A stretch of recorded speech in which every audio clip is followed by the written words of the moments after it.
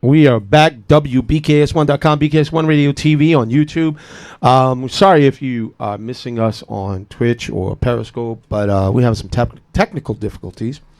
But we're back doing our Kobe Bryant discussion and tribute and memorial. And so now, Ghost, let me hear your thoughts on the last 48 hours and how they've been for you as a sports fan. I mean, because I'm a Lakers fan. See, I'm not a Lakers fan. Okay, so that's good. But I'm a Kobe fan. I was never a Chicago Bulls fan, but I'm a Michael Jordan fan. Okay, fair enough. I like greatness. And I always said that if more players had the drive of Kobe, we said it before. Yes. Michael Jordan, Kobe Bryant, Tiger Woods. Yes.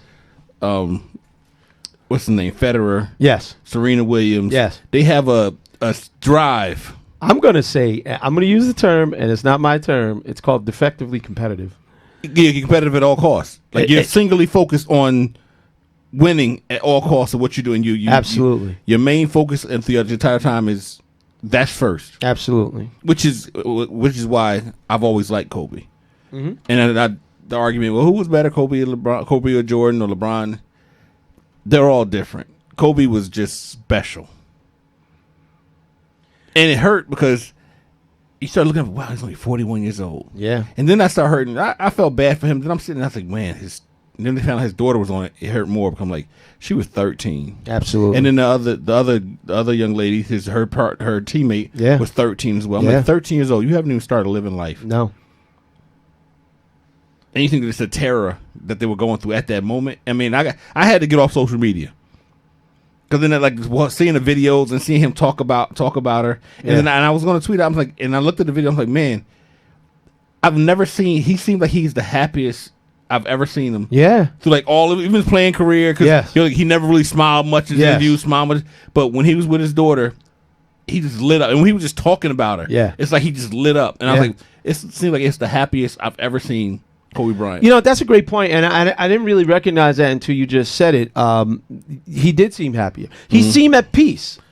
Yes. He seemed calm with his life. In his interviews, when he talked about it, he was like, where he was happy with it. And, you know, we were fortunate enough as sports fans to experience the 20-year career of Kobe Bryant, the 20-year drive, the competitiveness, the Mamba mentality, if you will, that we were able to see that, you know, especially at our age. But we've also seen like Magic, Michael. We've seen Kobe. A lot of greats. We've seen some of the greats. Larry Bird. Now, here's the thing, Ghost, but here's the thing. We've seen a lot of greats. For some kids and for a generation. Well, no, a huge generation. He is their Michael Jordan. They haven't even seen Mike. They didn't see Mike until the tail end. There are millions of kids out there in this world right now that I see every day. Well, not millions, but I see a lot of kids every day walking around wearing Air Jordans, and they never saw Michael Jordan play 1 minute. But that just goes to show his legacy he's left. But if you look at all the stars in basketball now, the younger ones, like you said, Kobe was there. Michael Jordan, like he started people into basketball. Absolutely, like Joel Embiid said that. Like you're the reason I really got into basketball. Yes. And when you think about that, and then they talk about, I was listening to Mike Breen, who calls the Knicks games and calls NBA games, and he was saying how he was in a cab in China. And he's huge over China. Oh my God! He said the dude was driving him, and Mike Breen was wearing I guess a jacket with an NBA logo. He goes, "You work NBA?" And he said he didn't speak a lot of English, but he could understand what he was saying. And he said, "Yeah." He goes, "Kobe Bryant, you know Kobe?" He goes, "Yeah, I know Kobe." He goes, "You ever speak Kobe?" He goes, "Yeah, I just talked to him 2 weeks ago." He said the man started crying. Yeah, he's like he started impact, and he huge. said this was like a 35, 40-year-old man who started crying because he was in a cab with a man who talked to Kobe. Yeah. It's amazing the impact people have as far as like entertainers. Like Michael Jackson had that feeling. People, you saw like in one interview, Michael Jackson stepped on a balcony and people were standing there crying. Like, and you realize the impact that people have on these athletes, entertainers have on somebody's life. Yes. It's crazy. Like, because they bring a joy. Maybe they helped them in a time that they were down. They helped them through a moment. I agree. They really impacted people, and more than just playing the game. And that's the thing, because you sports gets you through moments, and not only that, people share sports with. I know for me and my family, we watch football together. Mm-hmm. We get together, we talk smack. We drink, we eat. It's a very group-oriented event when the Cowboys play the Giants. Or obviously, with the Super Bowl coming up, a lot of people go to Super Bowl parties all over this country. So you're meeting with your friends. It is a very important part of American culture. I realized something about, I don't care about the Super Bowl unless my team plays. Okay. But will you watch it? Yes, a little bit here or there. If the Cowboys are playing, oh no, it's on from you locked in 30 minutes before kickoff. Yeah, until it's over. Right now, I'm gonna tell you, I am a Super Bowl junkie. It's like a holiday. Well, I used to be a Super Bowl junkie. And I hate to cut you off. Good. No, there's certain when I say that, but now, if it's my team, I'm always locked in. Now, there's certain players who's playing in the championship, I watch. Okay. Even in basketball, I was a Sixer fan, and I like the Heat with Miami. Okay. With Dwayne Wade. So if they were in the finals, I'm watching everything. Okay. Anybody else? Whatever. I don't really. But if Kobe and Shaq were in there, I'm watching it because I like Kobe and Shaq, and I like Michael was playing. I'm watching Mike because I like I like watching great players play. And we'll get to the Super Bowl talk. We got some of that coming up later in the show. Obviously, we're going to talk more about Kobe. So go ahead. And it must be a wonderful, a great feeling to know that when you step on the court in your field, whatever you play in, whether it's tennis, golf, hockey, basketball, to be that top 1% like Kobe, Mike, to know that you're the best player on that floor among other great players. Now, let's talk about that. Every floor he stepped on, he was the best player on that floor, unless he stepped on the floor with arguably with Michael Jordan. Or, did he LeBron? You could later on in LeBron. Right. Later on, let's talk about that, because Kobe Bryant was not without his flaws. He is a human being, as we all are. Everybody has flaws. Absolutely. And I have to be fair. He did have the situation in Colorado where he was accused of sexual assault. Yeah, but it came out that she said she lied about stuff. So we're gonna. No, hold on. This is from her own words that she wrote to the prosecutor. But Kobe Bryant also settled the civil case with her. You know how it works. I'm settling something to let it go. Well, that was his decision. But it's always the case. Civil court is, the burden of proof is a lot lower. It's called a preponderance of the evidence. So you can be found innocent in absolutely criminal court and civil court. They absolutely, can say, but the burden of proof is a lot different. At the end of the day, but paying doesn't mean I'm guilty. It doesn't mean you're guilty, but at the end of the day, he did have a situation that he had to deal with, so he's not without flaws. And I can't be me if I don't acknowledge that and admit that, because when David Stern passed away, I sat up here and I talked about David Stern's negative.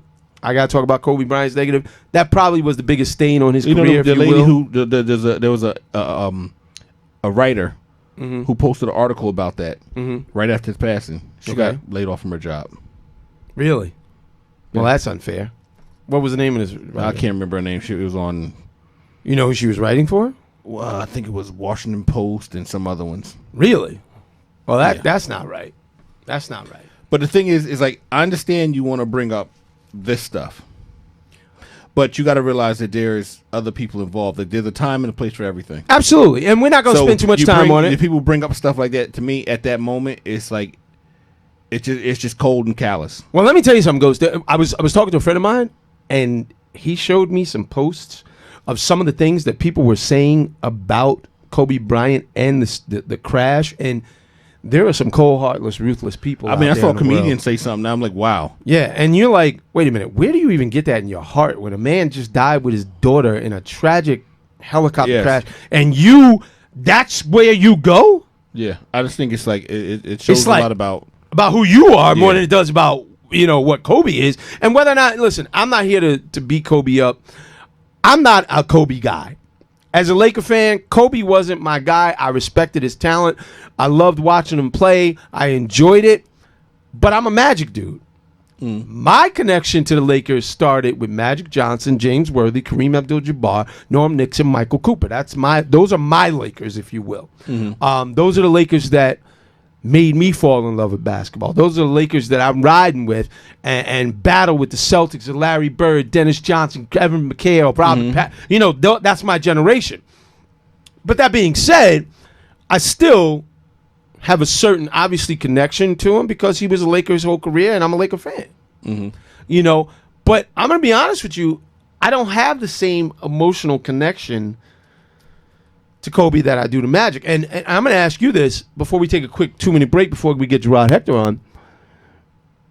You were there when Magic announced. Zero connection to Magic in them. Okay. But you were around when Magic announced that he had the HIV virus. Yeah. And you also heard when Kobe Bryant was, when you found out he passed in a helicopter crash. Which affected you more emotionally? Kobe Bryant passed. Really? Yep. Okay. That's fair. Magic, because I felt not 1 ounce of regret for him. Really? Because for me, I felt an ounce of regret for him? What? First of all, you're married. Okay. You chose to go out there and run around doing what you were doing. You chose to go run around with all them women outside of your marriage. Yes. Put your wife's health at risk. Yes. Put your kids' health at risk. You chose to do that. Yes. Kobe and them Nana and 8 other people on that plane did not choose for that helicopter. That's fair. That's fair. That was out of their control. Magic was under his control. Fair enough. And that's a valid point and a very fair point that I did not think of. But I'm going to tell you, at the point where I was in my life, 18, 19 years old, I think the Lakers were the biggest thing at that time for me in my sports life. I was devastated when Magic announced. I mean, I almost felt like he was announcing his death to come, if you will. Worse for his wife. Okay, that's fair. Now, for Kobe, obviously, I felt some kind of way. I had an emotion, but I didn't have the same way. And I'm just being honest. I didn't have the same way that I had it when Magic announced. Because, that was the 80s. Or obviously 91, when nobody knew what HIV was. And everybody thought it was a death sentence anyway. But anyway, we're going to take a quick break because we're going to go long with Gerard Hector. We're going to go long with Jamal Murphy, the great Jamal Murphy. So let's take a quick 2-minute break. We'll be right back. Keep it locked. WBKS1, BKS1 Radio TV on YouTube.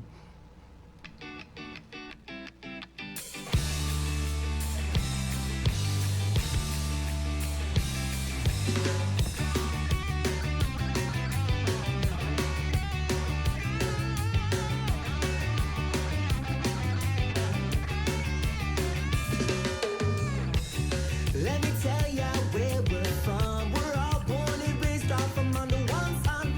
In a place that we call home, the right child.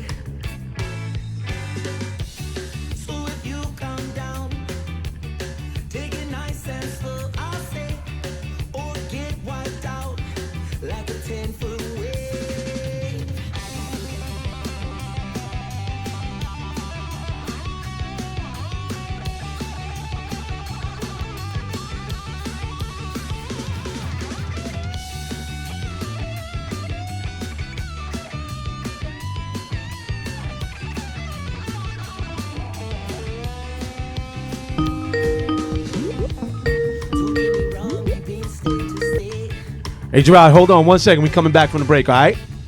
No problem. Thank you, brother. Yep, you ready? WBKS1.com, BKS1 Radio TV on YouTube. We are back. And on the phone, we have the one, the only, the co-host of the 7 Footers podcast, BET Online. He's all over the place. You know where to find him. The great Gerard Hector. Welcome, Gerard. Welcome.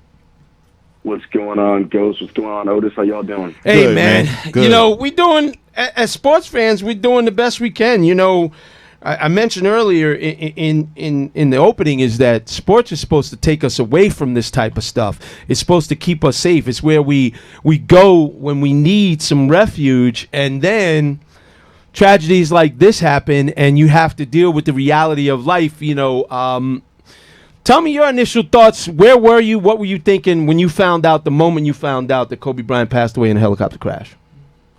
You know, it was interesting. I had just gotten back from NBA Paris late the night before, and I was texting my cousin, who's actually out in Europe with his family, and, you know, normal debate stuff we were doing, and it was about basketball and, you know, this player, that player, Kobe, this, that, and then I was about to get on a call, and I saw something flash across my tweet deck, and it was like Kobe Bryant helicopter. And I was like, what? I was like, nah, somebody's fooling around. Stop playing. And then, you know, as time went on and more stories came out, I went to my sources and people I knew, started reaching out, and it was like, nah, man, yeah, this is true. And then, obviously, you know, the news just continued to get worse, right? When we found out Gianna, a.k.a. Gigi, was on, his 13-year-old daughter was on with them, and the seven other passengers. It was just rough, man. And it was an interesting experience because I didn't think, and we're now about, almost 72 hours from when we found out that Kobe and Gigi and those 7 others had passed, I didn't think it would impact me the way it is. Not because, you know, I don't feel anything when people die. Of course I do. But I wasn't a Kobe guy like that. You know what I mean? Like, so, you know, but the more and more I've sat and processed it, it's becoming more clear why it's affecting me the way it is. You know what? It's interesting you just said that, because I was just, before we went to break, I was just telling Ghost, for me, and I'm going to ask you the same question. You remember when Magic announced he had the HIV virus, right? That emotionally hit me harder than finding out Kobe passed away. Now, I'm like you. Yes, obviously I had an emotion when I found out Kobe passed away, but when I was in that moment at 19 years old, whatever I was, watching TV, understanding or not understanding what it meant to have the HIV virus and what that meant for someone's life at that time, and my emotional connection to Magic Johnson versus, you know, like you said, I like Kobe, I appreciate him, but I'm not a Kobe guy. I'm a Laker fan, but I'm not a Kobe guy. So it's interesting that you just said that. But tell me how it has affected you, because you said it's affecting you more. How is it affecting you?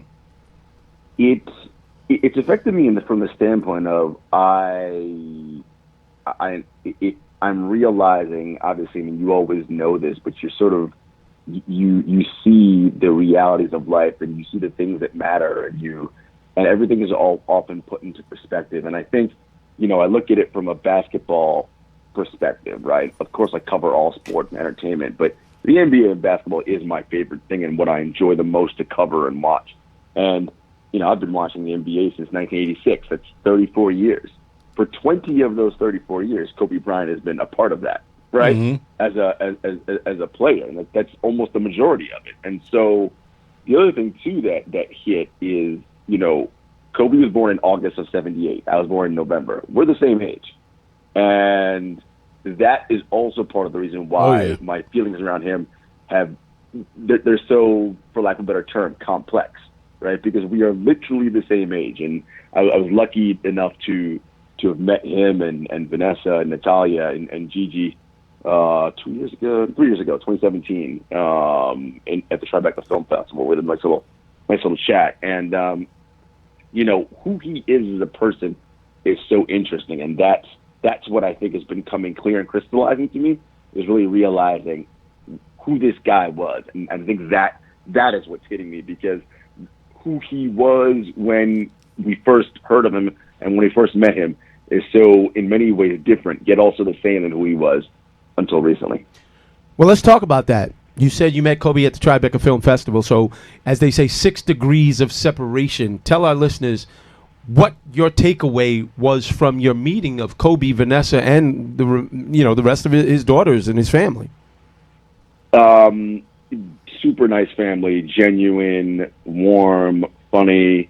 Kobe's was a very smart, intellectually curious guy, as everyone is recounting. I remember asking him, because it was for the premiere of his animated short, Dear Basketball, right? His love letter to the game. And that next year in 2018, so the film debuted in 2017 at Tribeca Film. He then won the Oscar the next year in 2018. Mm-hmm. And I remember asking him, I said, why are you using animation for this story? I'm like, you could have, done anything. You could have written something. You could have.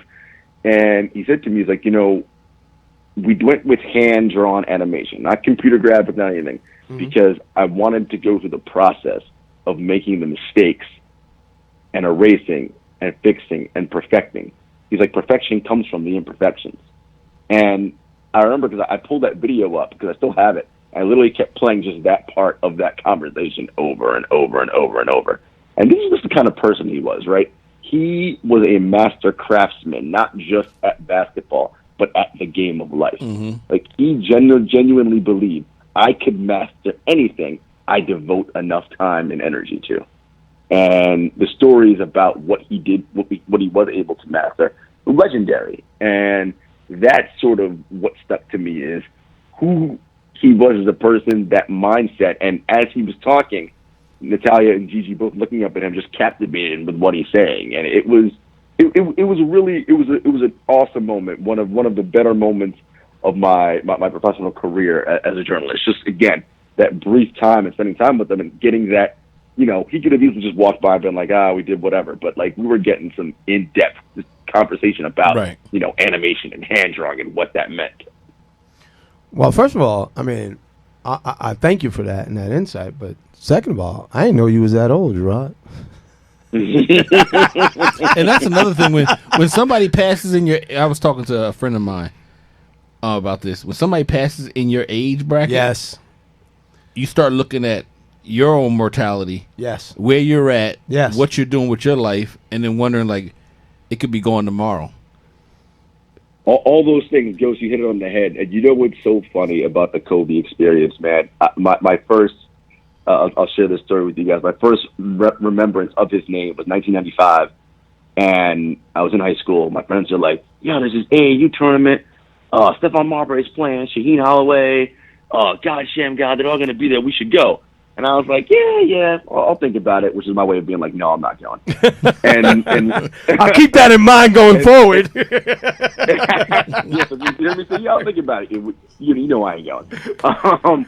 And then later in the day, one of my other friends was like, I wonder if that kid Kobe's going to be there. I was like, who? He's like, Kobe Bryant. He's down in Philly. I was like, I don't know him. And again, that was sort of the last. I didn't go to the tournament, whatever. And then 96 comes the next year. So that's my senior year. Was ready to graduate, go to college, whatever. And I remember hearing, Kobe's going to announce where he's going. And I'm like, Kobe, that guy again? What's he going to do? I'm just, and again, I was big into sports then. I was like, what college is he going to? And then I remember thinking, when I saw the presser at his high school, I'm going to take my talents. By the way, he was the first person to say I'm taking my talents before LeBron. That's right. Taking my talents to the NBA. Ghost and Otis, the gall and audacity I felt. I was like, who does this guy think he is? He's going to the NBA. I was like, and again, it was all steeped in, here's someone my age. I'm like, you're my age. You're 6'6". You can't guard no Michael Jordan. You can't go up against Scott. And I'm listing all the great players that he can't. And the thing that made him who he was that unwavering belief and confidence in himself. And again, over time, as I look back, the appall and aghast that I felt about that audacity was envy, right? Like, not envy because I wasn't a good basketball player. Right. It was envy because I didn't have that level of self-confidence Right. and unwavering belief that I could do anything. You know, like, I was like, what? Get out of here. And then, so that turned into, you know, that sort of like disbelief that he would do that, eventually morphed into begrudging respect, eventually morphed into respect, eventually, you know, morphed into appreciation, and then finally marvel at just what this man was able to accomplish. Well said, man. Well said. You cover the NBA, you cover the Nets, you cover the Knicks. Talk to me about what, if you Knicks have really ain't had. NBA. What'd you say? Knicks really ain't NBA. Damn, Ghosty always kills me. Hey, listen, you know, hey, Gerard, you know, I can't tell you how many times I hear that. They're like, what's wrong with your co-host? I'm like, we don't have time for that conversation, bro. Always. Oh, I mean, look, yes, they are among the worst, but they are still NBA players, right? Yeah. Like, they're the worst of the NBA players. That's Still pretty good at basketball. that's debatable. Talk to me. I know you spend a lot of time with the Nets, and I know Kyrie was unable to play yesterday. Yeah. Yeah. Talk to me about how the players are reacting, and tell our audience your interpretation or your perspective about what the players are feeling and their emotions. Well, first, close from a Nets perspective, Kyrie was very close with Kobe. So that, you know, Kobe's death and Gigi's death hit him hard. Kobe and Gigi came to a game in Brooklyn right before Christmas, December 21st, Saturday game against the Hawks. And they were sitting courtside. And you guys probably know this game because that's the game that they keep showing on loop where Kobe's breaking down a play to her. Yeah. Yes. And Gigi gives him like an affirmative answer, Uh-huh. and he's like, right? And he's like nodding, like, yes, like She By gets the it. way, Like, you like- get it, baby girl. All right, got you. he, in many ways, I mean, you know, look, parents have kids.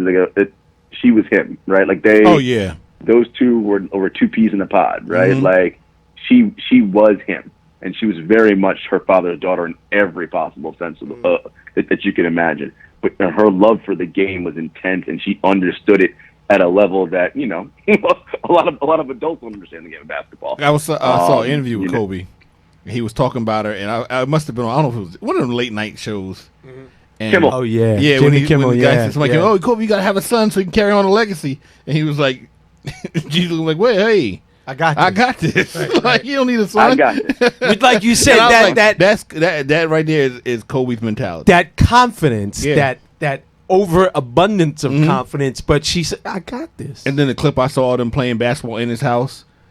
Where Yeah, she shoot the jump shots. Then he tried to crowd her. yeah, And she did a Yo, drop good that move shoulder with the with shoulder. that jab. Yeah, the jab push off a little bit, She pop threw back her and jump. shoulder at him to Yeah. back him off to get space. Yep. I was like, wow. and you know, Gerard, it's one thing we marvel, like you said, at his talent, but we can't really identify with that level of talent. But Well, a lot of No. us, hold on, who are, especially myself, I'm a father of two, and on a human level, you know, you can identify with the love that he had for his children, his but wife. everybody can identify it because everybody had But a that's what I'm parent. saying. But you can identify with that, and that's what makes this so tragic to not just the NBA fan, but almost sports fans and just people. When you say, "Wow," and for the other victims of that car crash, I mean the helicopter crash, you sit there and you say, "Wow, what were they thinking? What were they feeling in that moment when that thing is happening?" And you're wondering, like, "Wow, I hope he was able to give his daughter some sense of comfort to say, baby, it's going to be okay." Even though maybe he knew or it didn't, maybe they didn't have the time. I don't know, but so You we know, can what's interesting identify is with you that. say that. I was just having this conversation with my girl about this, and you know, she said, not to be morbid, but you know, obviously, you know, loves his wife and all his children. But Yes. those two were very close, and there's probably some solace in knowing that they were with They were each together. other. Absolutely. You know, in that moment, and knowing Kobe from the way in which we do, I have to believe in no way he had her scared in that moment, right? Right. Like it just because that's just who he is, right? Like, we got this. It's all Right. good, you know what We're I in mean? command. That- Don't that- worry. We that's how got I the think about it. situation. Right. No, and I think you're right. And my mother-in-law pointed that out to me. She's like, isn't it sort of eerie or ironic? I forget the word she used, that those two unfortunately went down together. But like you said, there's some sort of, they had a connection that maybe he It's didn't like, have. it's like maybe they comforted each other the moment, like they didn't go alone. Right. I hope Right. I hope it was fast. Absolutely. Yeah. And that's the thing. yeah. I don't want. I would like that. Hope nobody. Hopefully, none of the people, nobody on there Suffered, right. to that. Yeah. That degree. Now, I want to ask you about the NBA. But yeah. And did you hear the story why he Go got ahead. the helicopter? Well, because he wanted to spend more time Yeah. with his family. Mhm. But Yeah. Kobe taking helicopters. Kobe's been doing that since the beginning of his career. But that was the reason he got the helicopter, Yeah. because he got caught in traffic and missed one of his daughter's Yes. events.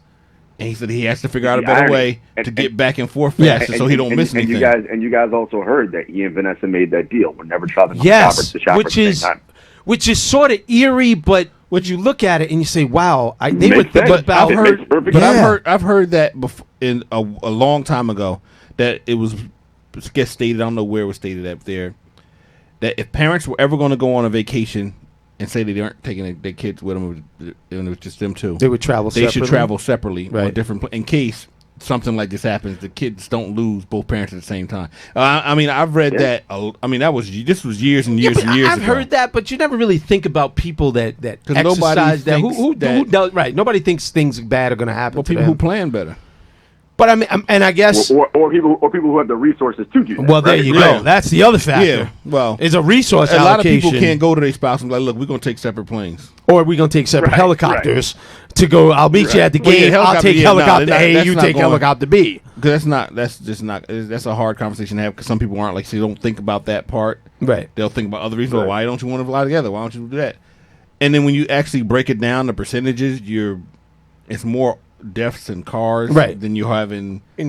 planes, aircrafts, airplanes. right. But it always, to me, seems like the small planes, from Thurman Munson to Aaliyah. to Left Eye Yeah. to JFK Jr. Yep. It's always and, seen and as it's a small generally, plane. It's generally because those planes and different vehicles are given leeway that they wouldn't give to larger passenger That's vehicles, true. right? Mhm. Like that's generally how that goes. Now, I mean, I used to live out in California. I spent a lot of summers out in Southern California.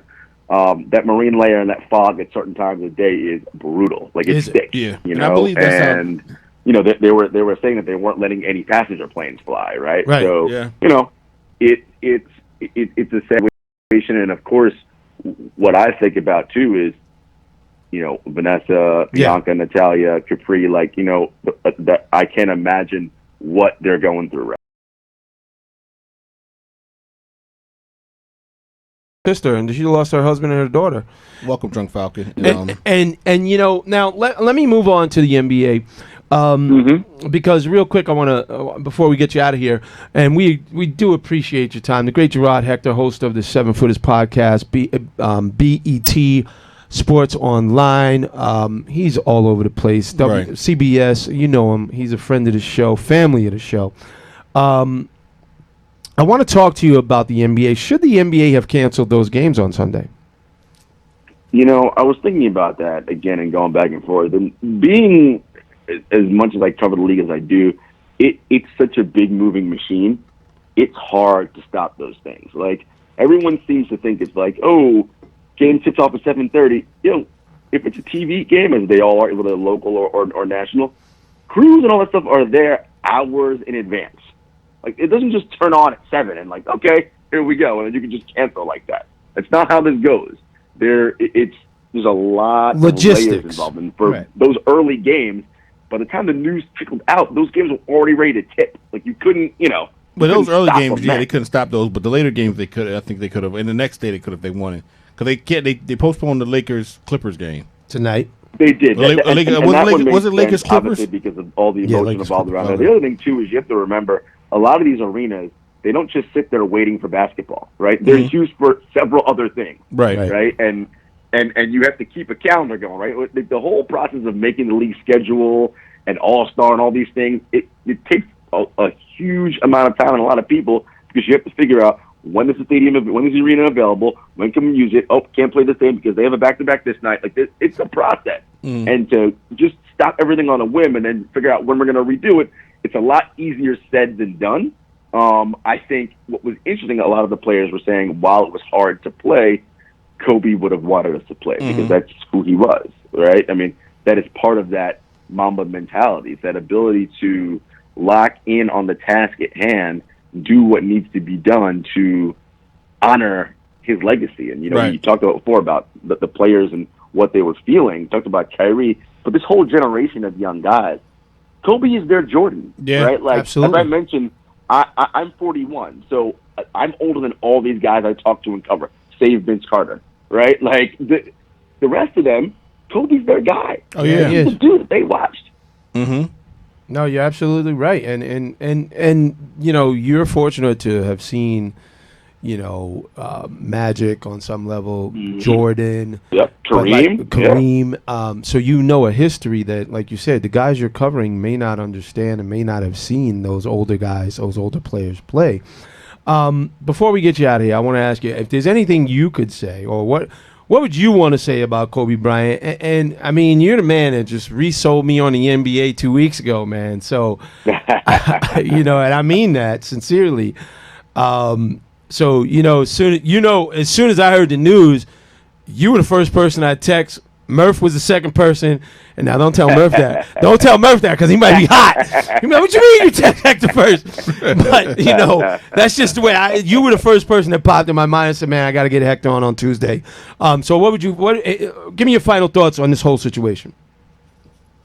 Tragic. The world lost. You know, obviously a shining star and someone who in the second act of his career was going to approach it in the same manner and vigor that he did the first half, which meant that, you know, he's going to become a titan of media. I mean, the man already won an Oscar a year into retirement. Yeah. Who knows what he would have done the next 40 years? Mm-hmm. And the next part is, you know, Gigi was that girl. You know, like, everything that everyone tells you about her. I'm sure you guys saw Tracy McGrady's comments when he just seen her recently at an AAU tournament. He gave her a hug and said, Gigi, go kill it. And she said to him, don't worry, Uncle Mac, I got this. Like, I mean, like, that, she's her father's daughter, right? Like, and she was going to be, you know, her goal was WNBA. And there were WNBA players who were like, yeah, she's already really good. Like, she might be better than me right now.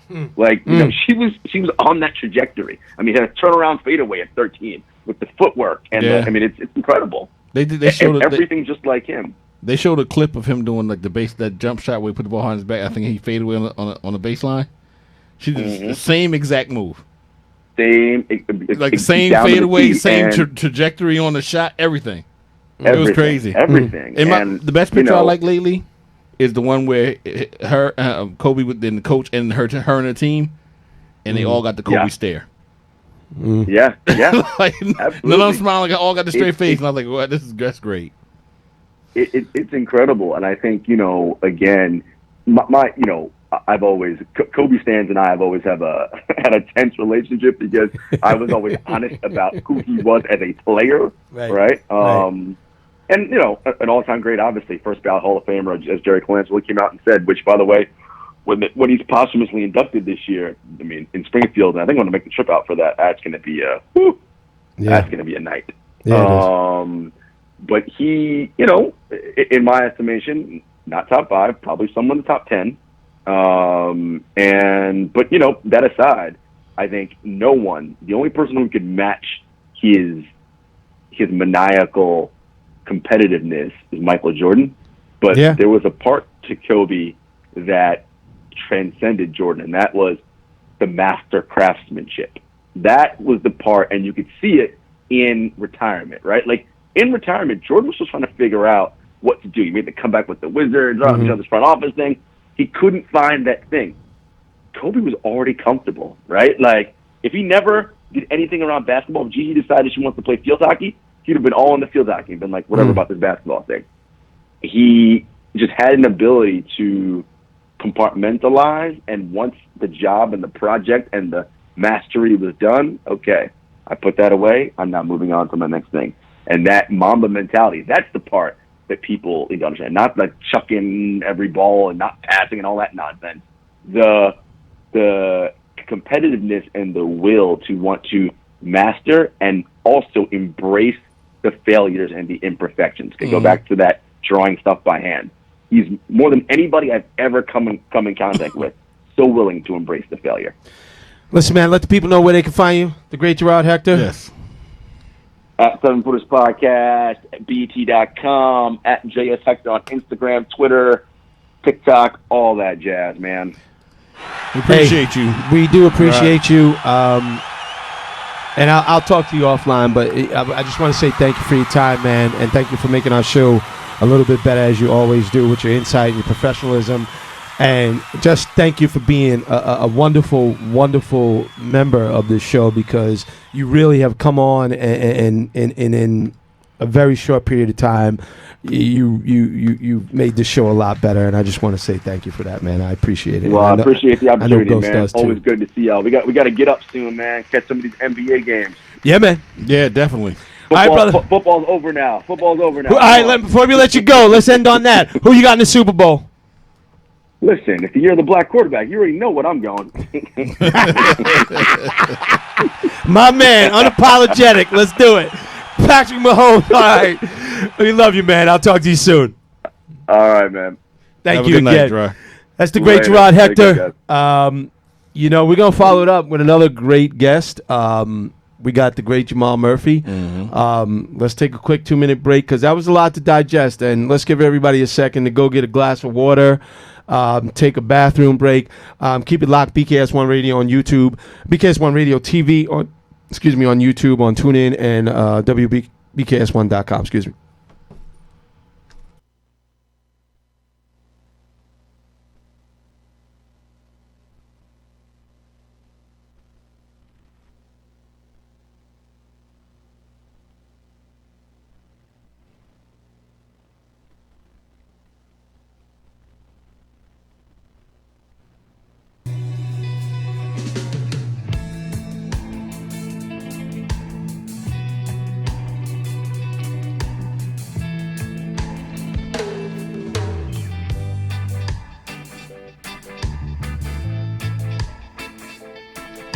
When I got money, I'll tell you what I do. Head to the bar, drink myself into a fool world.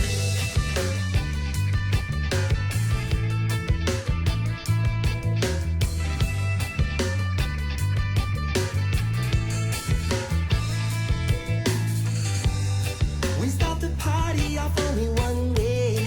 We'll put your drinks in the air and say, oh, this could happen most every day. We'll be singing if you're feeling the same. Because the time is right, y'all know the feeling's fine. Oh yeah, yeah, yeah. It's just a state of mind. We'll all be feeling high. Oh yeah. So tip it back and let your worries erase. Y'all only live once, so come on and rage. Won't tip it back and let your worries erase. Oh yeah, yeah,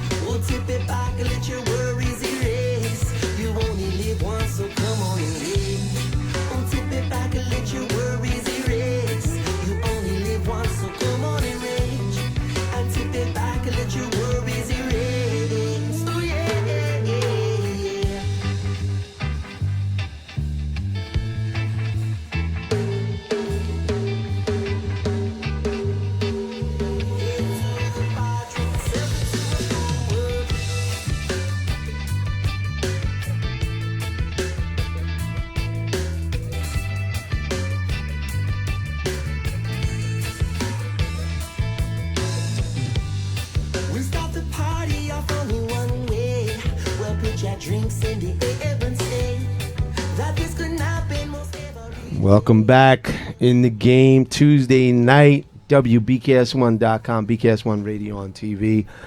We are here talking about the tragedy that is the passing of Kobe Bryant, along with his daughter Gianna and the 7 other passengers, the Altobelli family, Christina Mauser, Peyton Chester, Sarah Chester, Ara Zabayan.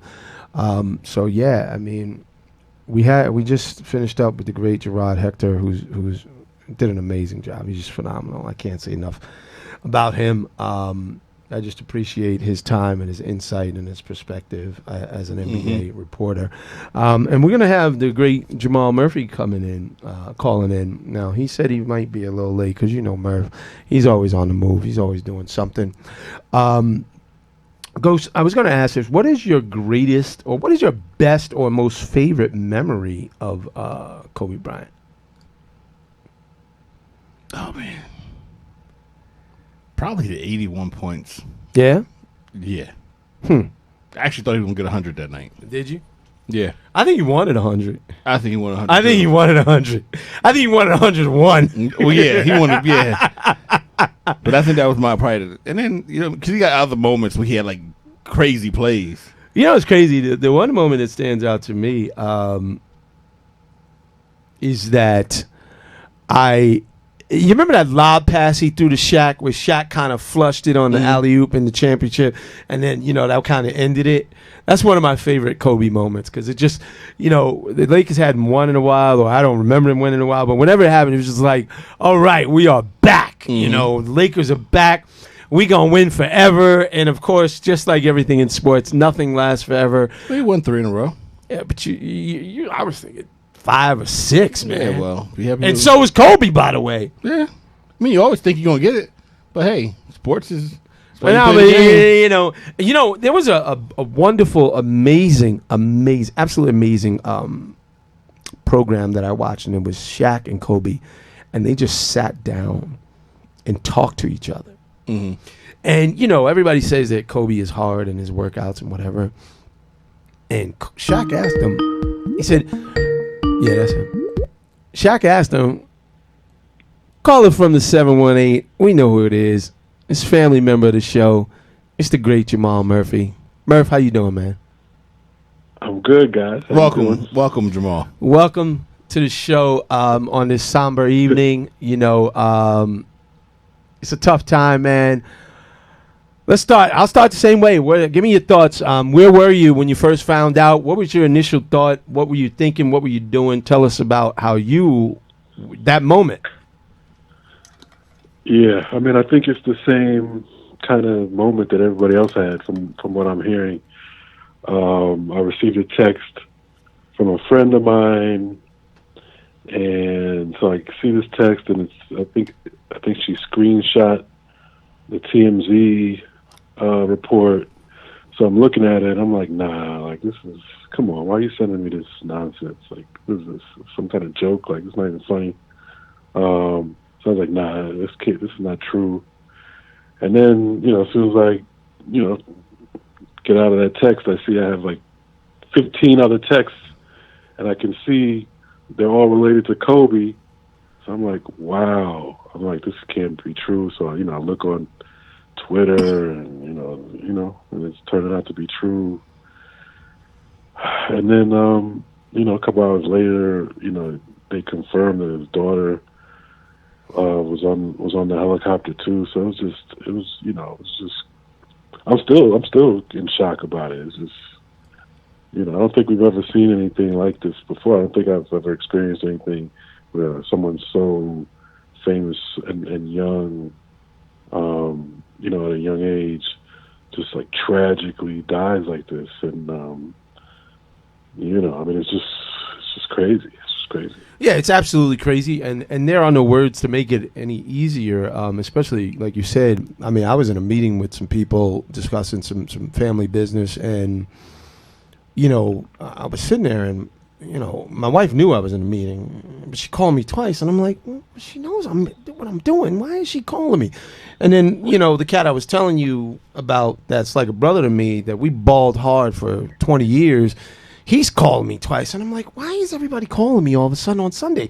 I might get 2 phone calls a day from people, and usually it's my mother and my father, maybe my brother. But when they call, I'm like, what is going on? And then, like you, Murph, my wife screenshotted the TMZ, and I'm like, okay, we got to stop this meeting like right now for a second. I said, I think Kobe Bryant just passed away in a helicopter crash, and everybody in the room was like, and these are not even sports fans that I was talking to. They're just regular, not NBA fans, and they were like, what? Like, everybody knows Kobe. Right. So, Ghost, you didn't talk about the moment you found out. I think I was watching TV. I know I fell asleep, and my cousin texted me. Kobe died. That's it? I was like, what? So then, me, I get on. So I go on Google, I go to ESPN, right? Bleacher Report, nothing. Type it in Google, and I was like, nah. I said, I don't see nothing. Right. Nothing's coming up about him passing. Right. So then he screenshot the TMZ report and sent it to me. Right. And I was like, then all of a sudden, I got on Twitter and I started seeing it pop up, and then you start seeing other news sites. Then all of a sudden, once you Google it again, it started popping up other. I'm like, for TMZ gets everything first, which is unbelievable. Unbelievable. So when at first I didn't believe it because it wasn't on none of the sports sites. And I said to him, I was like, look, if that would have happened, ESPN would have been all over. It'd have been like the breaking thing on the page. It would have stopped everything. I didn't believe it at first. So I'm like, maybe the helicopter was registered to him. He might not have been on it. Right. So something like that. So, but then I didn't believe it at first. I started seeing a bunch of other sites saying it on Twitter. It's interesting that you use that the TMZ gets everything first. Is that because when my wife sent me the TMZ thing, that's when I was like, oh boy, that's. TMZ was the first report Michael Jackson, first report Prince, so when I saw that, I was like, okay, TMZ does not go unless they've been consistent in their coverage. Back to you, Murph. Talk to me about Kobe. What is his legacy in the NBA, and what are your thoughts on Kobe? I mean, did you ever, you covered the NBA for a long time. Have you ever had the chance to interact or meet Kobe? No, I don't think I ever talked to him. I may have seen him at an All-Star game. I think because I started really covering it heavy. I think in 2016, the year he retired. So I don't think I saw him.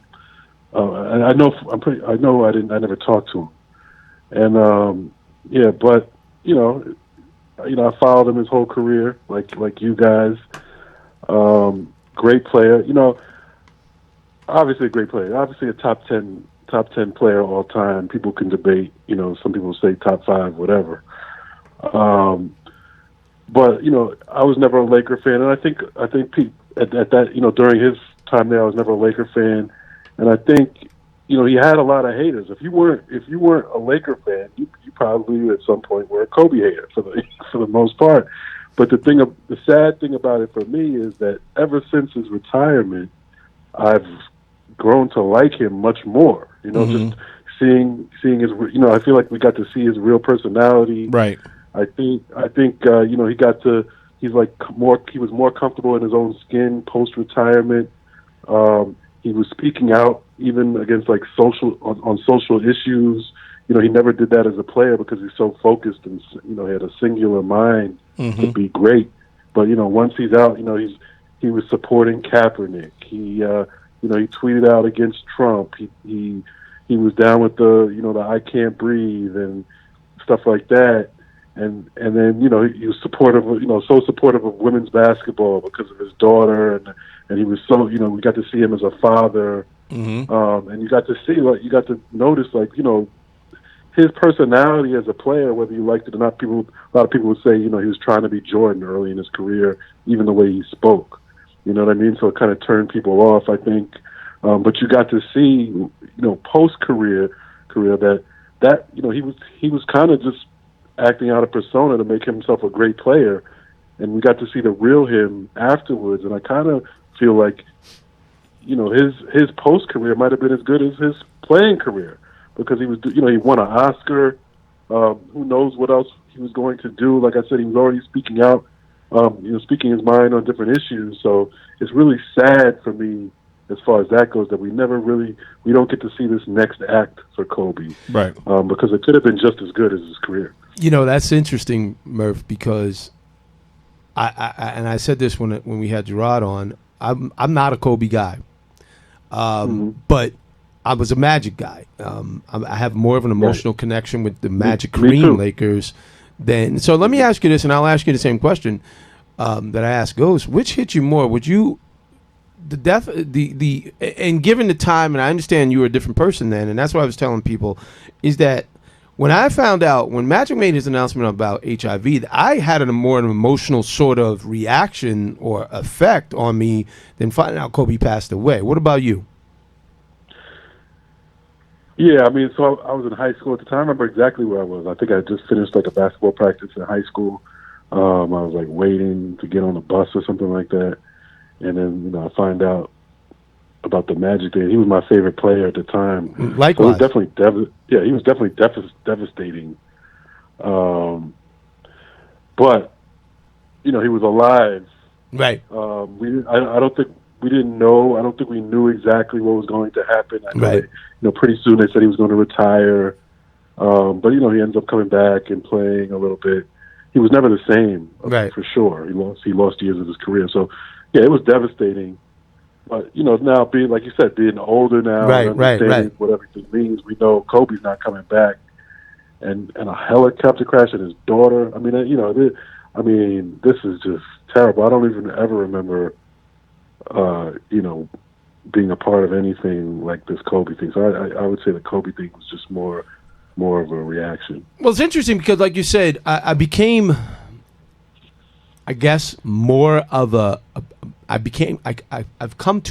had come to appreciate Kobe more post career than I did during his career, and more so as a person and as a man than so much so. Obviously, we know how great he was as a player. We know his drive, his discipline, his workout routine, his work ethic, and all that is legendary. But like you said, to see his personality sort of come through, and he never really did. He did a few interviews, with Stephen A., but he didn't do a lot of interviews.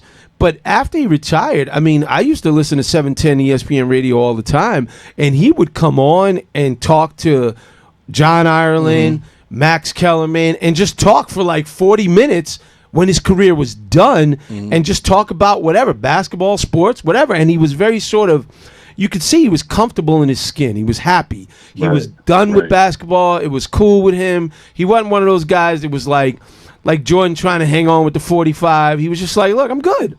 I did everything I could. I didn't cheat the game. I never missed a moment. And so I agree with you. And same thing with A-Rod. I like A-Rod more post-career, than I did I agree.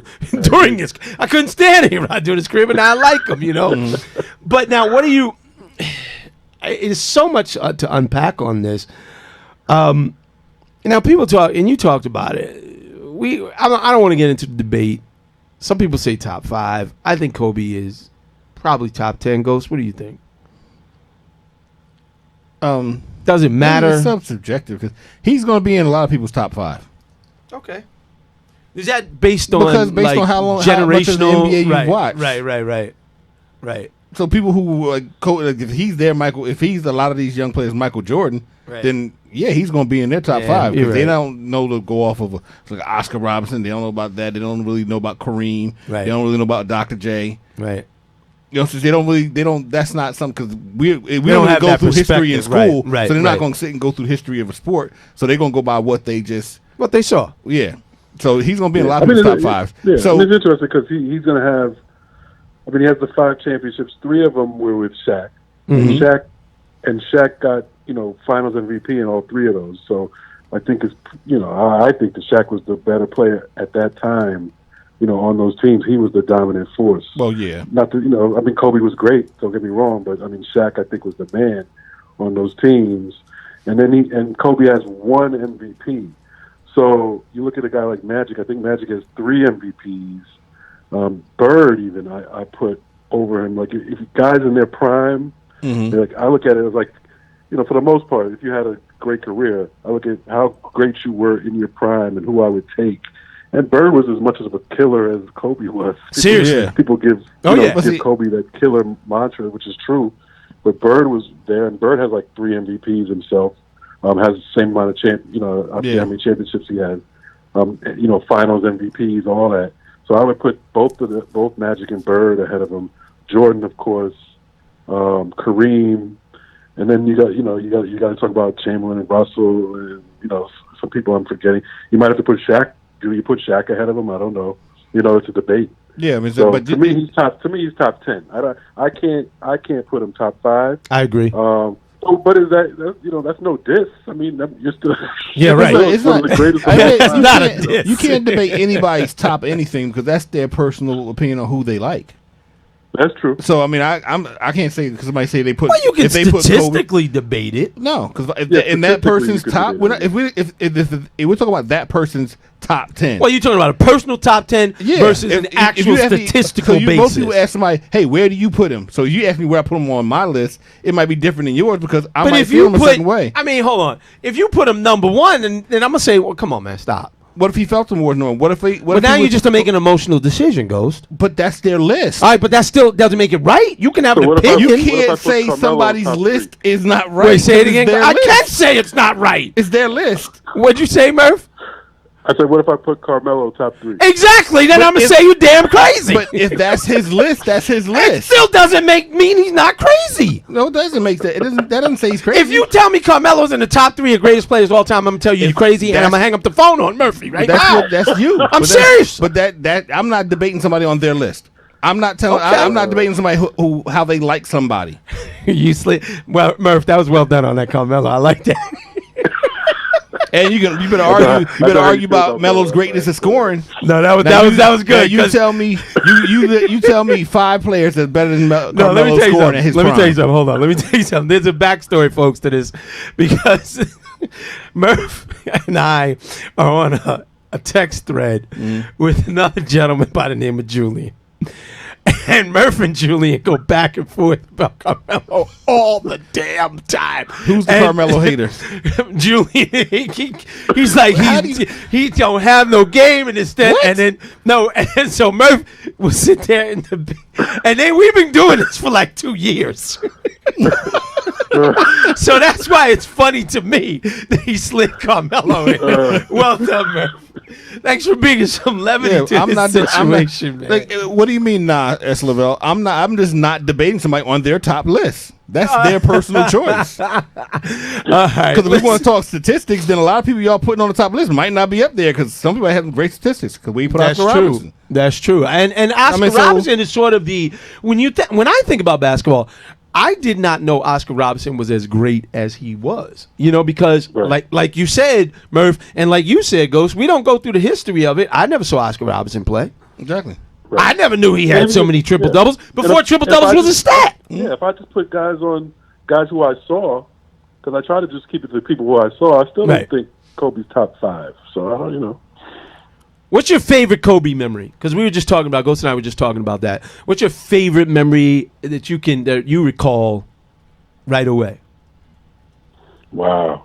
See, I was never a fan. I was never a Kobe fan when he played. I'm trying to think of a memory that I liked with Kobe as a player. See, mine was that lob to Shaq in the championship run where he kind of threw it up and Shaq flushed it down.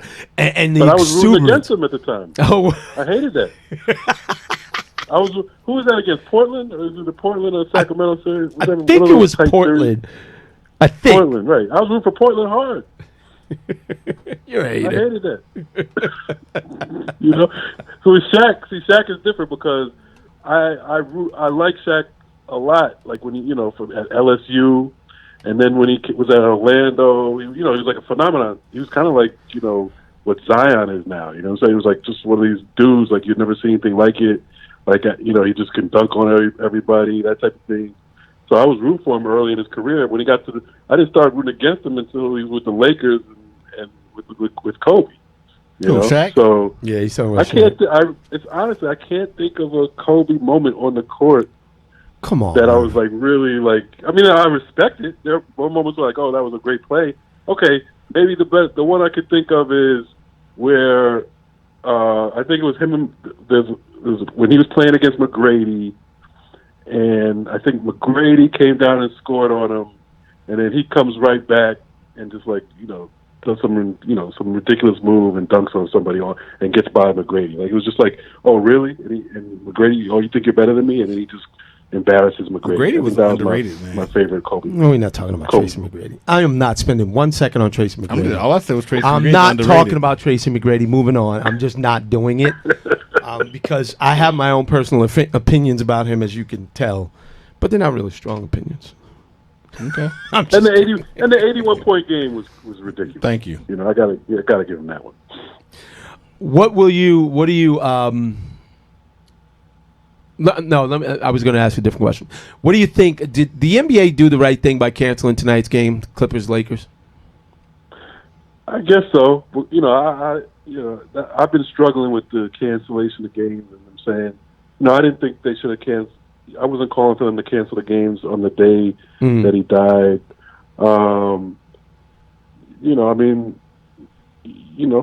People. I hate.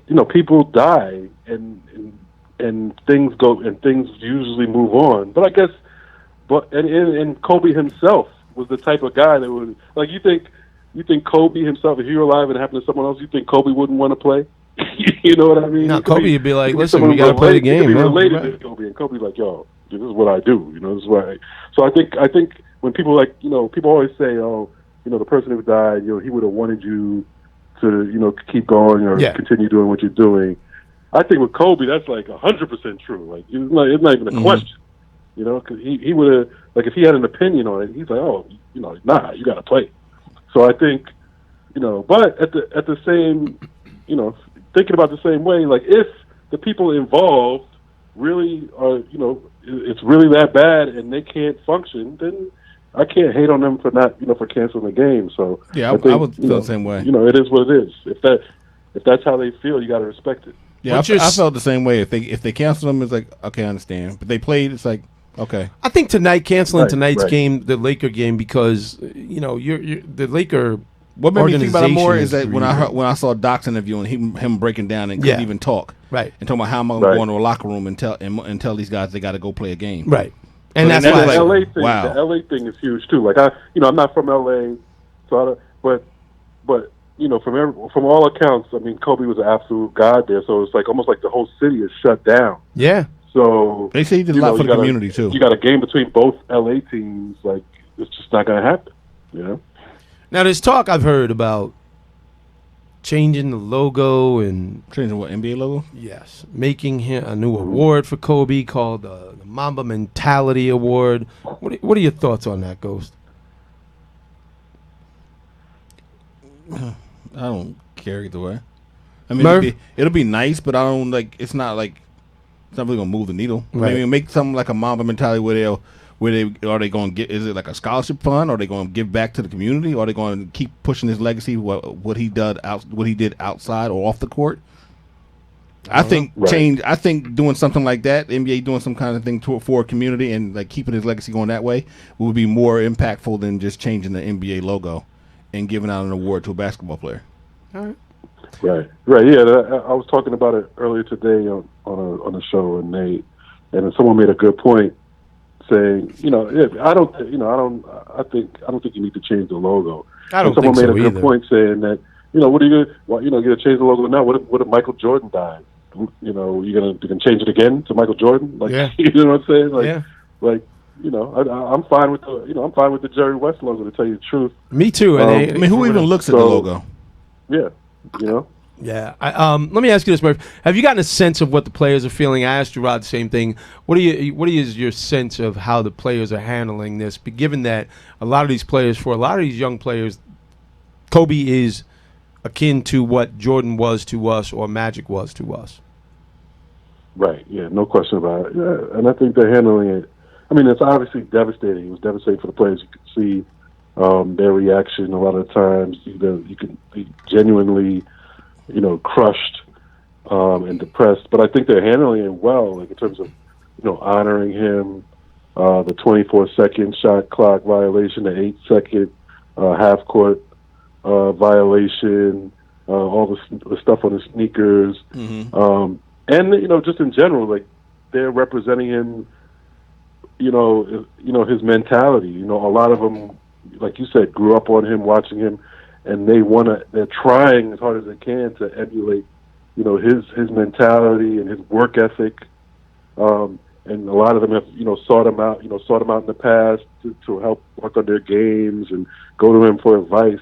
Mm-hmm. So he, his reach and his spirit is there. Like it's not going anywhere. When none of us are going to forget about Kobe, the players are not going to forget about Kobe, and they're really, doing a great job representing him on the court. To tell you the truth. I read an article, a post from Allen Iverson, who's my favorite player. I love Allen Iverson. Mm-hmm. He said it was his first game out in L.A., and Kobe came over to the hotel and met him, and they went to a restaurant. They ate, and I guess talked basketball, talked life or whatever. So he said it was getting late, so he was like, they were leaving, and he said, well, asked Kobe, like, what you about to do?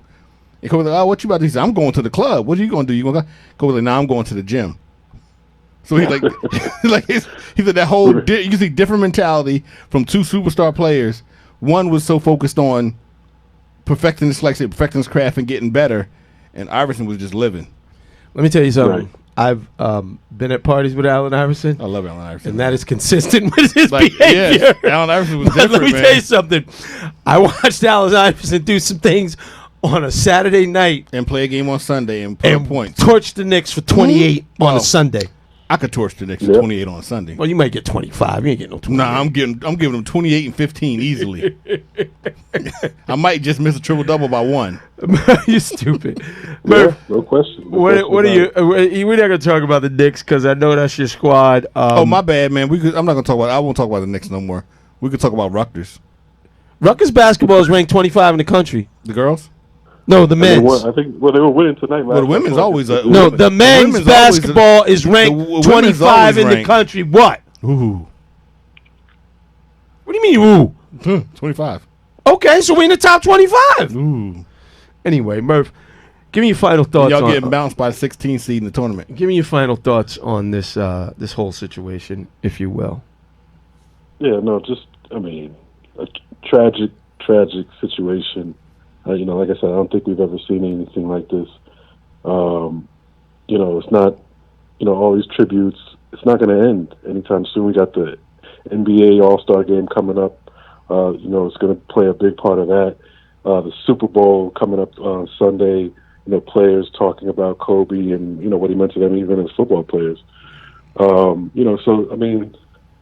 It's just something that's going to take a long time to get over the way it happened. But Kobe, McGrady had said something about how Kobe told him he wanted to be immortalized, and he is definitely going to be immortalized. We're never going to forget Kobe, and never going to forget, this whole situation. Like I said before, I was never really a big Kobe fan on the court. Not to say I respected his game. I know he was one of the best top 10 players of all time. But personality-wise, I never was really a Kobe guy, and I started to just appreciate him more and more, after he's retired. And really, the crazy thing is the day before when LeBron passed him for the scoring title, and Kobe tweeted out congratulating him and said some nice things about LeBron, and I thought to myself, I swear to God, like, wow, I think I'm starting to like Kobe. Like, that was some classy stuff he just did. You know what I mean? Like, I literally said that to myself the day before.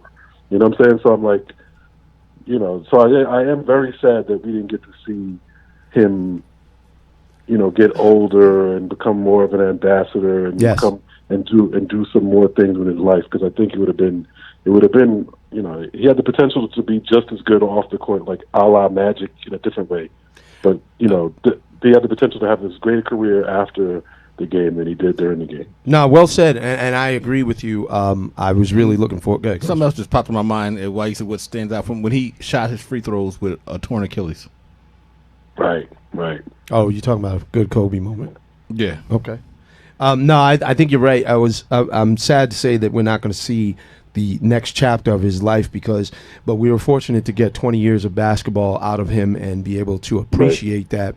And also, Murph, I want to thank you for always coming on this show and I appreciate you, man. I appreciate the opportunities that you've afforded me to crack the mic with you and Bill on Bros Pod. So I want to say thank you for that. We gotta man. do that. We gotta do that again too. Yeah, man. I really hope that we get another opportunity to do that. And I just want to say thank you for always making the indie game a little bit better. We appreciate your time. We do not take it for granted. And you're always there for us on such short notice. And especially in a time like this, man, your perspective and your insight is greatly appreciated, man. So thank you so much.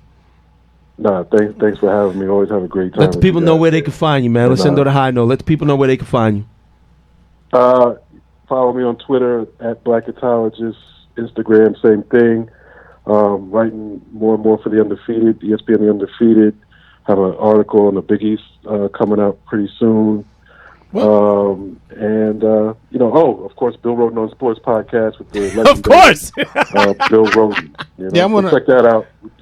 We come out podcast every week. We did one on Kobe yesterday. Did you? All right, I'm gonna listen to that tomorrow, man. I want to read the article on Big East because that conference just disappoints me. Let me tell you something. First of all, I every time I see you on, I said, man, how lucky am I? I know this dude. Like, I'm like, yo, he is about to blow up. We got two of the hottest guys now. Ghost, what happens all the time on this show, right? Remember Emmanuel Sanders? When Emmanuel Sanders was nobody playing for Denver, and Pittsburgh. No, Pittsburgh. He was fresh out of college. Big time does. Won a Super Bowl. Mm-hmm.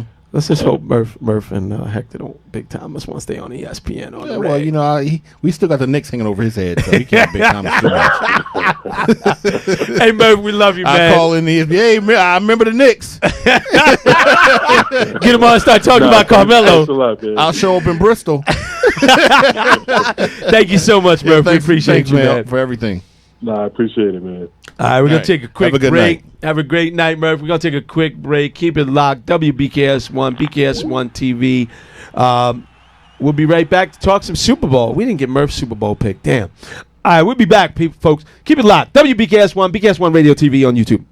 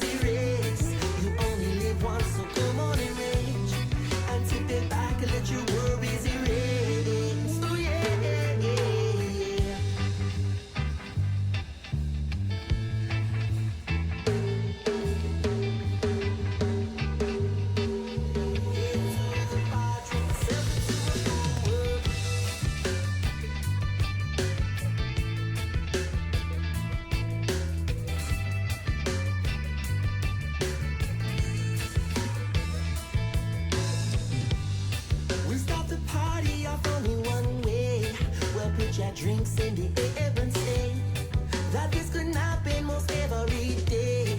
We'll be singing if you're feeling the same, because the time is right.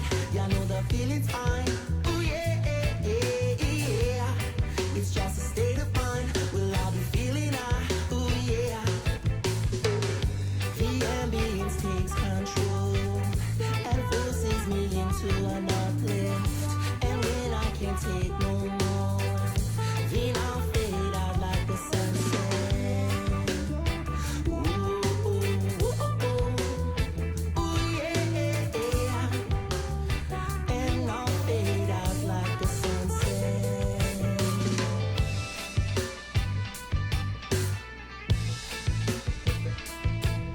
When I got money, I'll tell you what I do. Head to the bar, drink myself into a fool.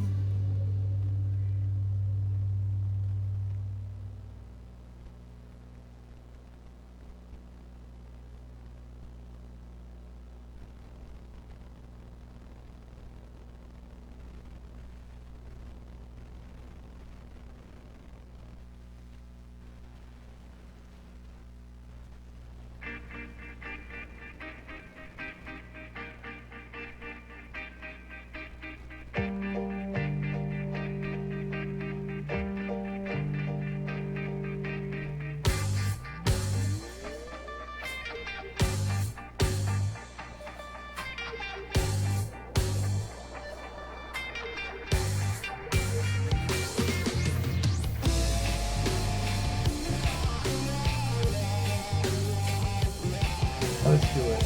I don't know. I'm gonna miss this show. Michael. Let's do it. Welcome back, WBKS1.com, BKS1 Radio TV on YouTube. You are in the game. All right, we're going to move on, you know, and that's one thing about the world. Time waits for no man. We will miss Kobe Bryant. His legacy will live on. His impact on the game will live on. But it's time to move on to the next topic.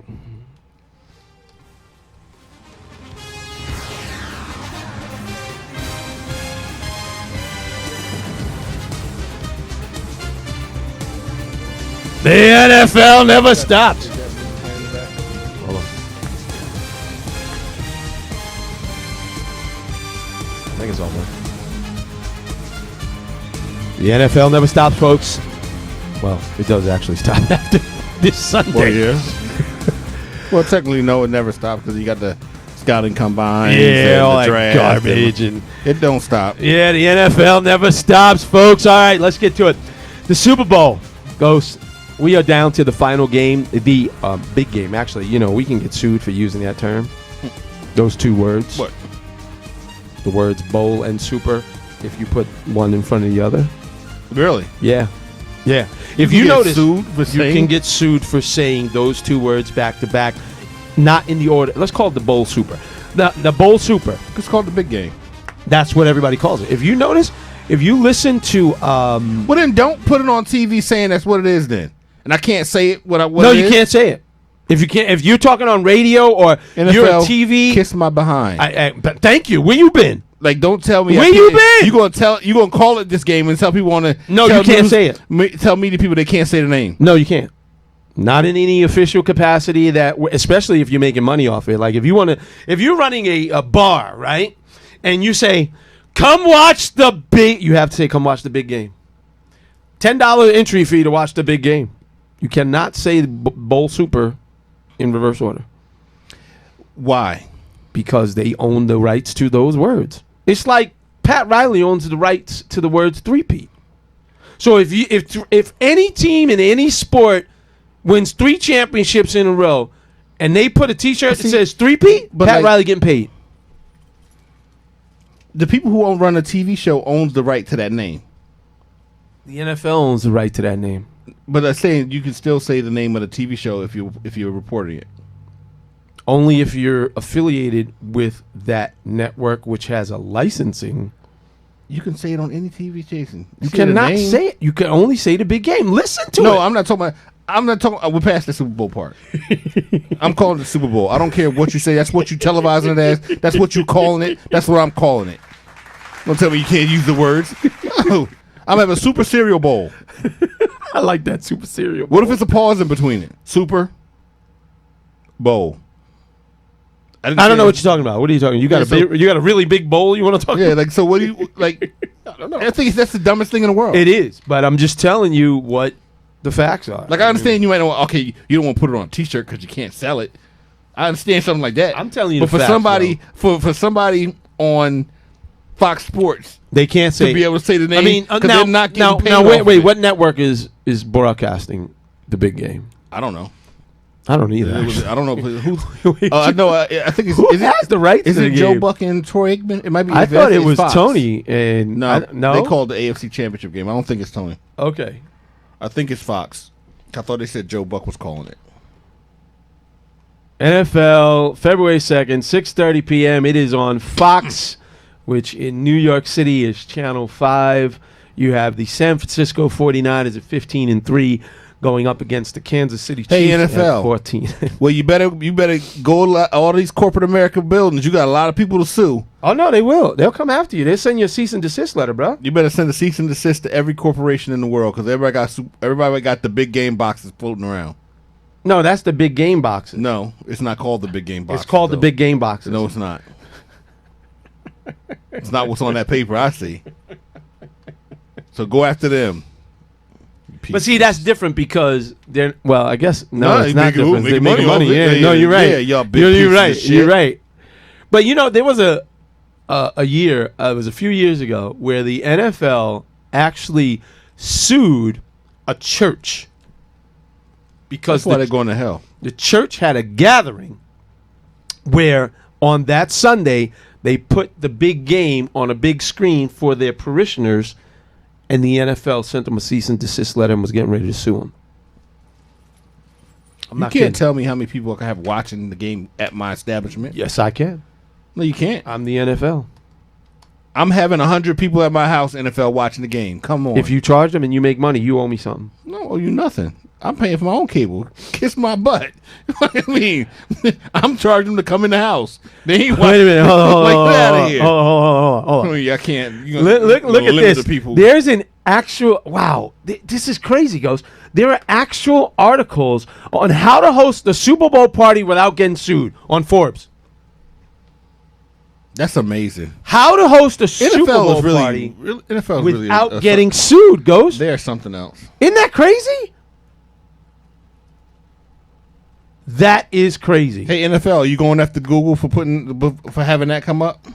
The NFL official Super Bowl statement: how to host a legal church viewing party.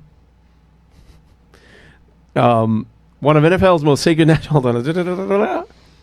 This is amazing. Churches can host Super Bowl parties without fear of penalties and interference from the NFL for copyright infringements if they stay within certain boundaries, Ghost. The screen Churches can't be no bigger than 55 inches. You see what I'm saying? Churches must show the game live on equipment they use in the course of ministry at their premises. Recordings are not permitted. They cannot charge admission. They need to call the event a big game party rather than a Super Bowl party. You read right here. As both the NFL and Super Bowl are trademarked and protected intellectual property. For example, one church last year called their event a Super Bowl, S-O-U-P-E-R, bowl party, and asked for donations of canned soup for a local ministry.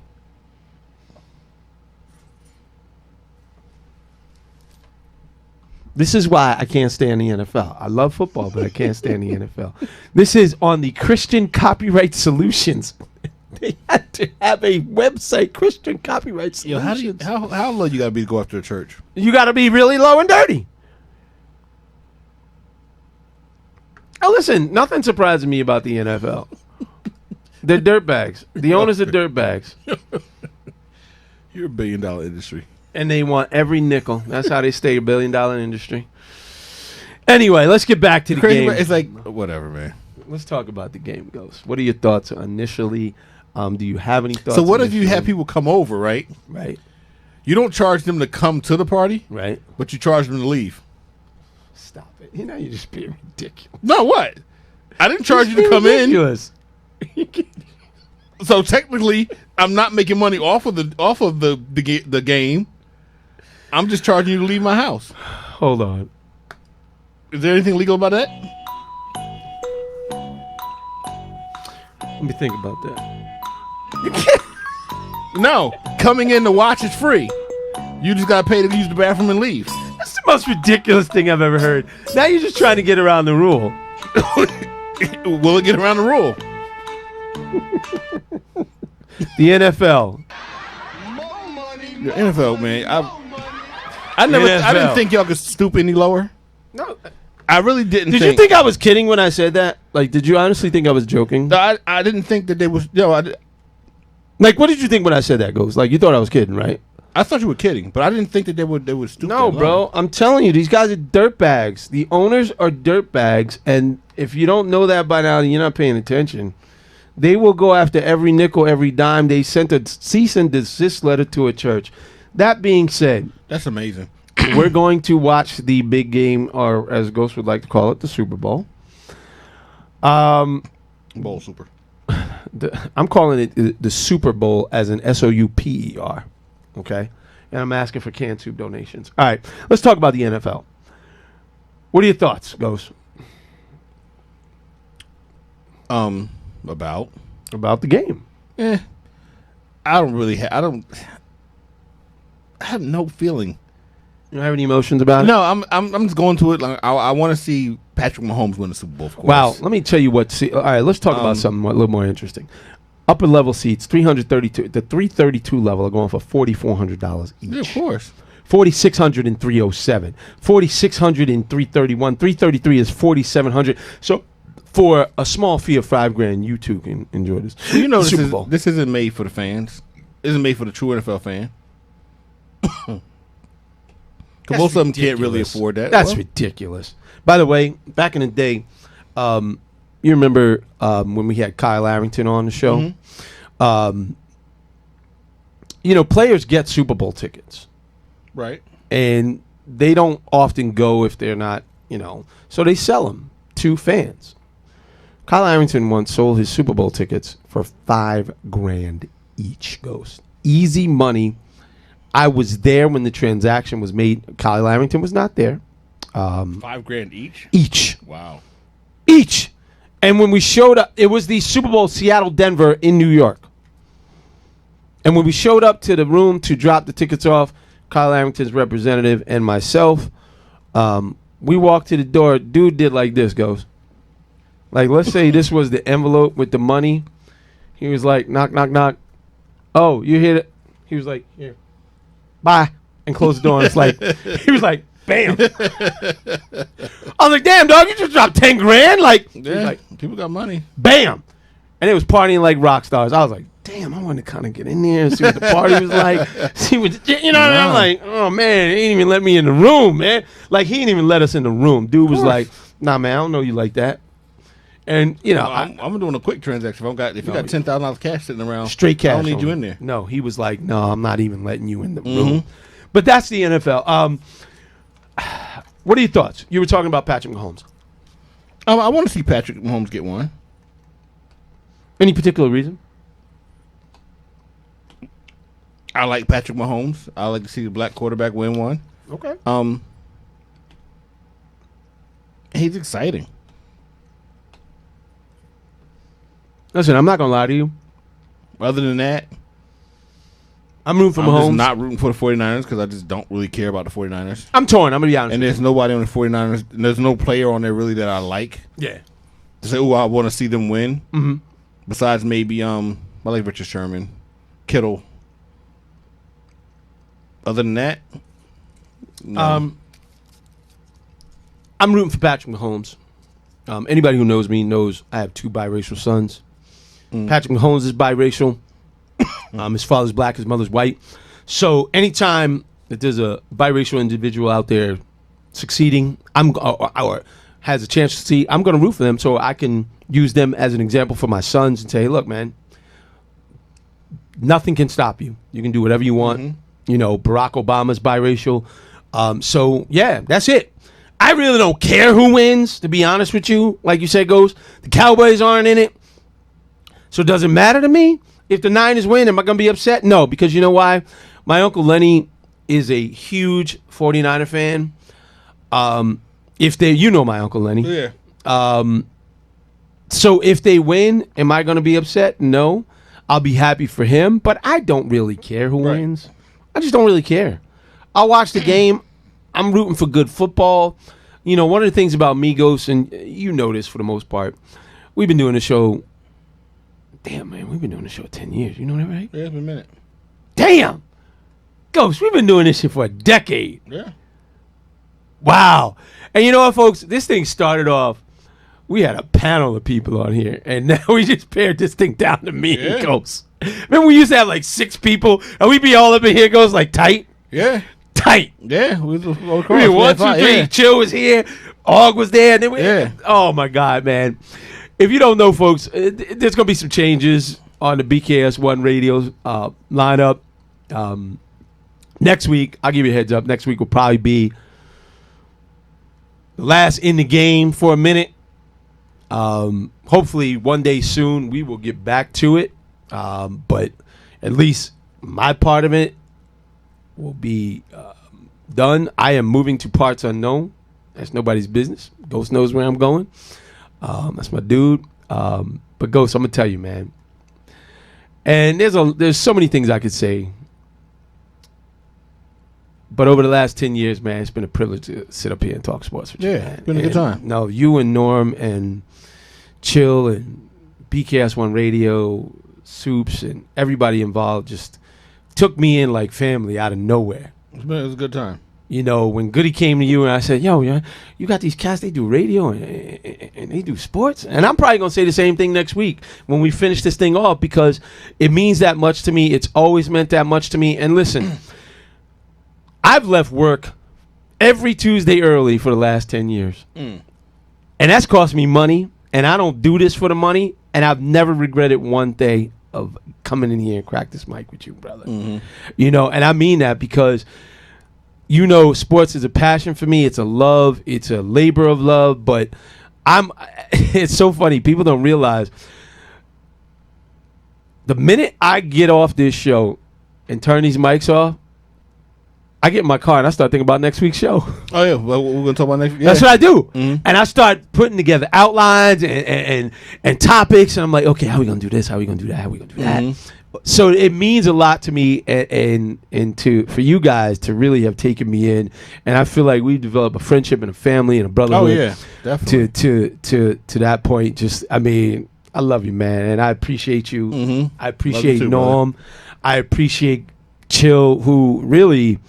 When Chill started taking a step back, I was scared, man. I was scared to sit in the captain's chair. I was like, yo, I don't know what the hell I'm doing. Man, you had the energy for it, though. You had the energy. No, but I didn't know what I was doing. I was like, I would go home to my wife, man. I'm like, baby, I don't know what I'm doing. I'm like, she's like, no, you did okay. I'm like, no, but I don't know what I'm doing. I'm like, I was like, it's one thing to be a coach. You can kind of chill, get in, get out. But when you sit here, you got to kind of lead the conversation. You drive the bus. You know, they call it driving the bus. And I'm like, baby, it's a whole different skill set. And I was like, Chill makes that shit look easy. Because you've always had it, though. But I didn't know I had it. Well, yeah. So I appreciate a lot of you. people don't know they don't see, but you've always had the same Man, thing. I appreciate you. And I look forward to you know, doing my own podcast when I move to Parts Unknown. And so hopefully people will continue to support that. And, you know, it's just been a privilege, man. And an honor to come in here every Tuesday, man. I know some days are harder than others.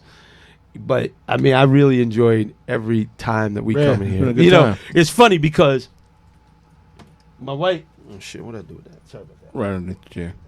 My wife will tell me, she's like, you know, when you get in that studio, she's like, can you turn those mics on, Otis? She goes, you light up. I'm like, what are you talking about, babe? I said, some days I'm just getting through the show. I love doing it, but some days it's harder than others. She goes, no, honey. She goes, when that mic goes on, she goes, you have a different personality. And yeah, it comes out, you can tell. And she knows me better than anybody in this world. And she's like, she goes, you love what you do there. And I'm like, and I really do. But I just want to say thank you to my lovely wife for supporting me. because she's allowed me to do it. You know, there are times when you have to get out because of personal reasons, but whatever. But for the most part, she's always. There are times when she'll tell me, "Go." She'll be like, "Go do the show. You need to do the show because you need to go do the show because you enjoy it. It's for you." And she's like, she'll tell me, like, "Go do the show." I'm like, "You sure, honey?" She's like, "Yes, go." So I appreciate her love and support, and my you need that support system, man. Let me tell you. But listen. Drunk Falcon said KC 35-28 Super Bowl.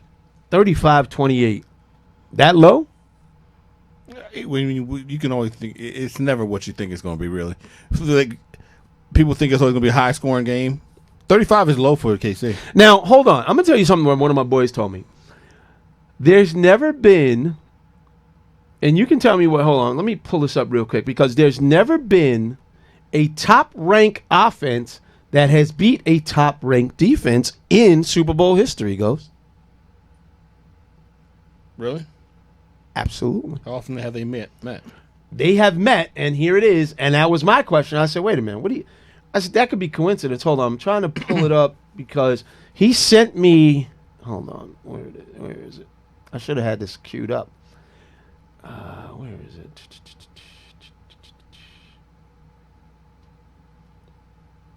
But there's never been a top-ranked defense, a top-ranked offense. Yeah, I wonder how often do they meet, though. Hold on, I'm trying to look it up and see where it is because I said correlation does not mean causation. And he's like, no. He's like, look at the numbers. And I was like, wait a minute. That's kind of crazy that.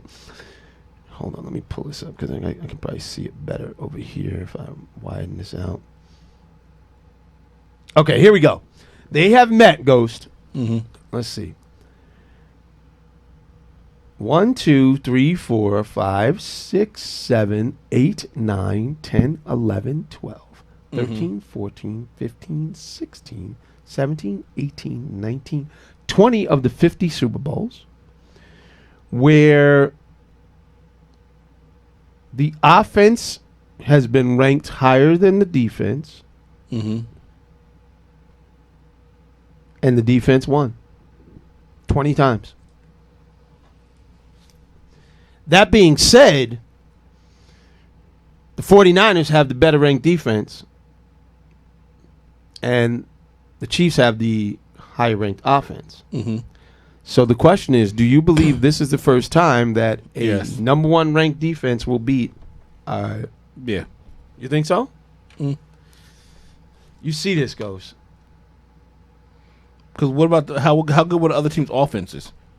Okay, that's a great point. And how bad were the other teams' defenses who had the number one ranked offense? But the Denver Broncos in Super Bowl 50 had the 25th ranked offense, but the number one ranked defense. They beat the Carolina Panthers, who had the number 8 ranked offense and the number 2 ranked defense. In Super Bowl 49, the Patriots offense 6, defense 12. They beat the Super Bowl, the Seattle Seahawks, who had offense ranked. What? No, wait a minute. Look at that.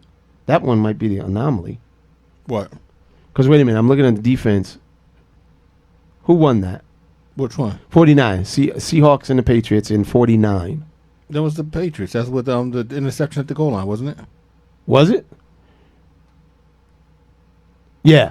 So, actually, this one, the defense, it's not 20, it's 19. Because this one, Seattle had the number 1 ranked defense. Patriots had the number 6 ranked offense. So they won. Okay, so let's go. Seattle had the number 1 ranked defense. They beat Denver, who had the number 1 ranked offense. So I didn't read the chart correctly. Okay. That's my bad. But the 49ers defense has been... you can put up points on them. Stellar. You can put up points on them, though. Can you? How many points did the Packers put up on them? 20? Was it 20, something like that? Yeah, I mean, they had some stellar games. Then before the Vikings, they had a great... They destroyed the Vikings because that's just the Vikings. Right. But if you look at the last few games of the season going into the playoffs, we were able to put up points on the 49er defense. And I don't know what defense can slow down KC's offense. They have so many weapons. That defense is very quick to the ball, though. They have so many weapons. That front four. Yeah, but KC don't hold the ball long, and then you can just You can throw it quick to Tyreek Hill. Okay, you can put Richard Sherman on Tyreek Hill. Oh, he'll burn him.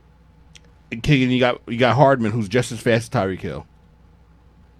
So then, who you gonna put on him? And then you got Kelsey, who's a matchup problem. So who are you gonna double? And then if you think, okay, we can try to take them away, you got Sammy Watkins, who would really be a number one on any other team. Really, seriously. And then you have Mahomes, who's not a stationary quarterback, so he can move, extend plays. So I mean, they have so many weapons. Yeah. That they can put up 35 on a regular day. I mean, we saw that when they put up 24 in one quarter, or 28 in one quarter in like 5 minutes. Yeah, I mean, it's. I don't know, man. I want to see them win. I'm rooting for the Chiefs. 49ers are gonna have to be able to run the ball. I want the Chiefs to win, but I think the 49ers are gonna win. If they run the way they've been able to keep the Chiefs off the field, yeah, they can't get into a shootout. Oh no, with the Chiefs, it's over. No, you lose. Jimmy Garoppolo can't keep up with that offense. No. The 49ers don't really have enough weapons on offense to. No, they can't keep up with that offense. So, I think you're right on. Like, I'm not saying they don't have weapons, but I mean, if you're going to try to go score for score, you score fast, no, you're not keeping up with KC. No, you're not keeping up with KC. So if it becomes a shootout, then they're going to lose that game. But then you went into the Titans game, and you said, well, look, the Titans got a formula. They've been running Henry. Henry, the last 2 games, he's had over 150 yards, and they've been running him into the ground. Yeah. That's all they did to him. Yeah. He only had 70. All right, I'm going to get off the fence. I'm picking KC to win the game. Well, I'm going KC, too. All right, folks. It's been a great night. We appreciate Gerard Hector. We appreciate Jamal Murphy. Mr. Baseball didn't call in. He cheaped out. You should have called in and got your opinion heard. Shout out to Drunk Falcon. Shout out to Mr. Baseball. Yes, thank you all for tuning in. Thank you all for tuning in, and thank you to everybody for supporting the show. We do not take your time lightly. As we always say, you cannot play the game unless you are in the game. One more show next week. We're going to close this thing out hard. Super Bowl recap next Tuesday. Good night. Good night.